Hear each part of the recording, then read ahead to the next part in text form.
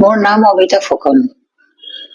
মই গুৱাহাটী শান্তিপুৰতেই থাকো, behind of Pragjyotish college.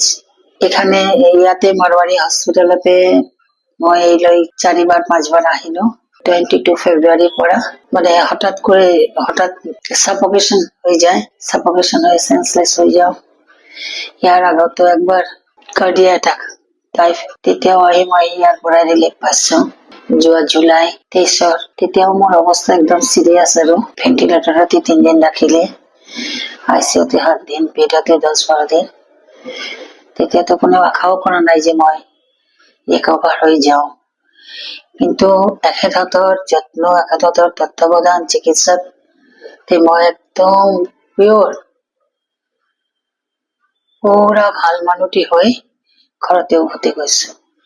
আৰু ইয়াৰ আমাৰ যোনজন ডক্টৰ, তেখেত হ'ল দীনেশ আগৰৱাল।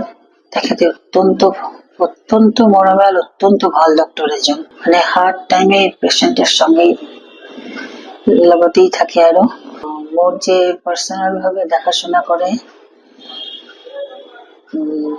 ব্রঙ্কাইটিসের ডক্টর অভিষেক আগরওয়াল। অলপ কিবা মানে প্রবলেম হলে মই তেখেতের চেম্বারে যাওঁ, গৈ প্ৰাইভেটলি ট্ৰিটমেণ্ট লওঁ। যেতিয়া টু মাছ হৈ যাওঁ তেতিয়া ইয়াতে আহি মোক এডমিট ল'ব লগা হয়। ইটোবাৰেও ঠিক সেই হ'ল। হঠাৎ ভাল আছো, গধূলি 7টা, মানে অন্ধকার দেখা পাই মই পৰি গলো। লৈ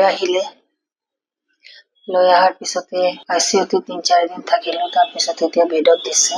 কিন্তু ইয়াৰ ব্যৱস্থাপনা, চিকিৎসা, নাৰ্ছ, ষ্টাফ, ডক্টৰ মানে গোটেইখিনি মই অত্যন্ত ভাল পাইছো। সৰু সৰু ছোৱালী বিলাক, নাৰ্ছ বিলাক ঘূৰি থাকে, ইমান মানে স্মাইলিং ফেচে, যেতিয়াই মাতা যায় তেতিয়াই স্মাইলিং ফেচে আহি এটেণ্ড কৰে। আৰু ইয়াৰ খোৱা বোৱা ব্যৱস্থাপনা বিলাকো খুব সুন্দৰ, কোনো অসুবিধা নাই। ঠিক টাইমটো সুন্দৰ মানে মেইনটেইন কৰে। আৰু সুইপাৰ বিলাক কাজ কৰে, হাতৰ কাম বিলাকো টাইমিং আৰু চাফা।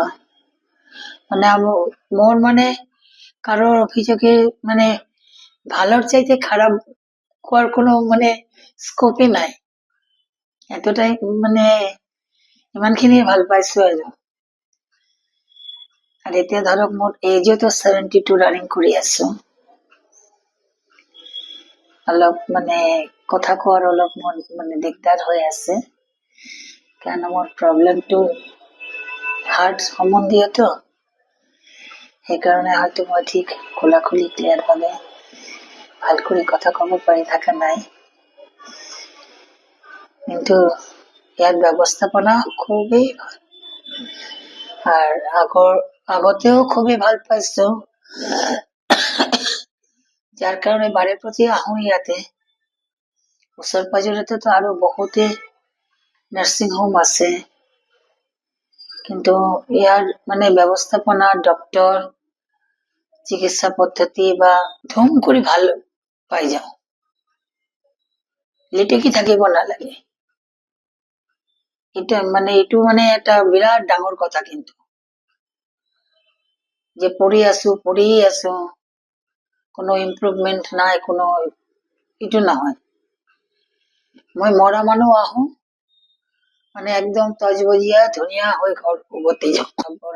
উন্নতি হোক, আগামী দিন আৰো উন্নতি কৰুক হসপিটাল, আৰো মানুহৰ উপকাৰ হোক।